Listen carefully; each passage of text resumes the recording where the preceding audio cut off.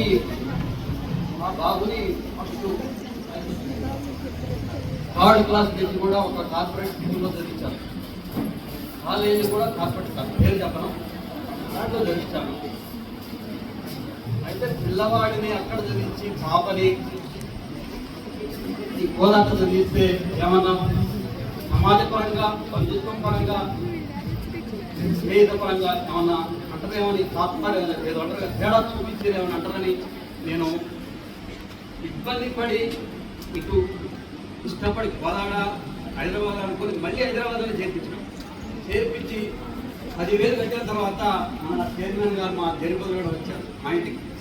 వచ్చినప్పుడు సార్ మీరు కొత్తది కదా, కొత్త కాలేజీ కదా, నేను ఎలా నమ్మాలి, మరి ఆహార పద్ధతి కానీ ఇవన్నీ కూడా పరిస్థితులు ఎలా ఉంటాయో నాకు చాలా భయం చూస్తారంటే, సరే నన్ను నమ్మి పంపించండి అన్నాడు ఆ సార్. అసలు ఆ రోజు ఆ క్షణం అనేది నా అదృష్టం.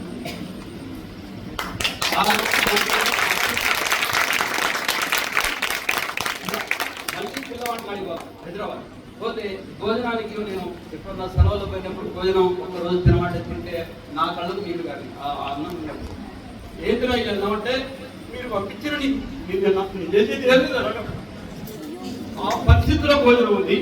ఈ రోజు భోజనం చూడండి, మన ఇంట్లో చిన్న పిల్ల మన 10 మందితో ఫంక్షన్ ఏ విధంగా చేసుకుంటామో ఆ ఫంక్షన్ భోజనం మీకు చూపిస్తాను ప్రతిరోజు.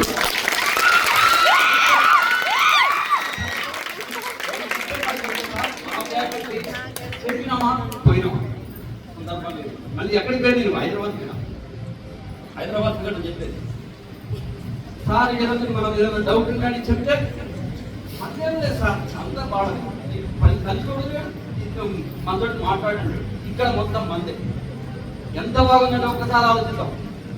సార్ గురువు గారు, చైర్మన్ గారు, మీరు ఒక్కటి నాకు మాత్రం ఒకటి, ఎప్పటికీ కూడా మీరు ఆ కట్టెల పైన పడుతున్నారని మాకు మాత్రం వాగ్దానం చేయాలి.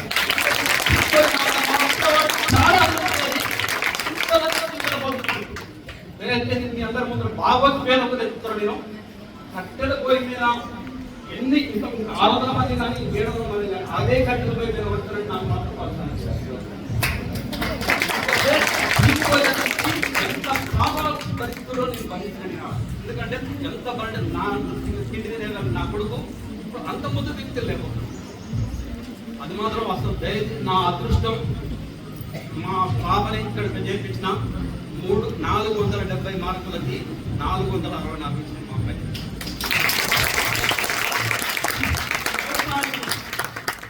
చదకోటింగ్లో బోర్డింగ్ ఉంటాం. అట్లనే అదేదో హైదరాబాద్లో ఏదో వస్తే నాకు రాపోయేది ఆ వేవ్. ఇక్కడ నా పాపకు వచ్చిందంటే ప్రతిసారి నాకు ఒక గౌరవం. నేను బాగా గమనించింది ఏంటంటే మా చుట్టాలు కలుస్తారు ఫంక్షన్ ఎక్కడ కిందగా గోదావరి కానీ చెప్పుకోవడానికి నాకు ఒక భయం. గోదావరి అంటే ఏమొచ్చింది, గోదావరి తప్ప, గోదావరి అంటే తప్పు. ఇప్పుడు మొన్న 3 నా ఎవరో నా అక్క పిల్లల కొడుకులు బిడ్డలు ఇప్పుడు హైదరాబాద్ చేయించారు. వాళ్ళకి చాలా తక్కువ వచ్చినాయి. నా బాబుకి 464 వచ్చినాయి. ఇప్పుడు